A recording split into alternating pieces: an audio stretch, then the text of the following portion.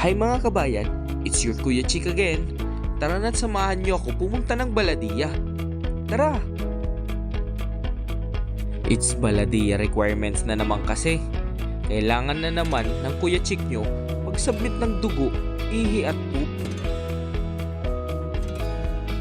So tara na nga at puntahan natin ang opisina ng Baladiya.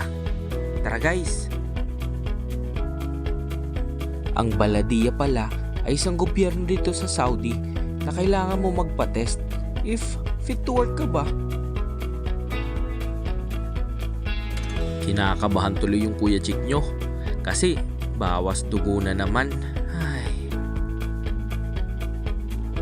Isa sa mga proseso ng Baladiya is magtre-training ka sa kanila ng 3 araw na kailangan mong ipasa.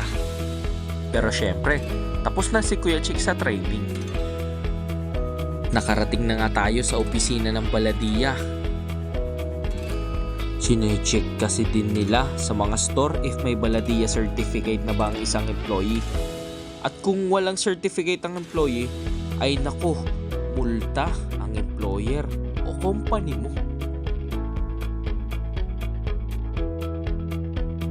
At yan na nga, tapos na tayo makuhaan ng dugo.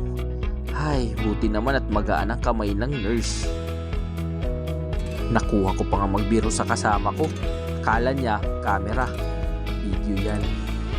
Salamat sa pagsama. Paalam!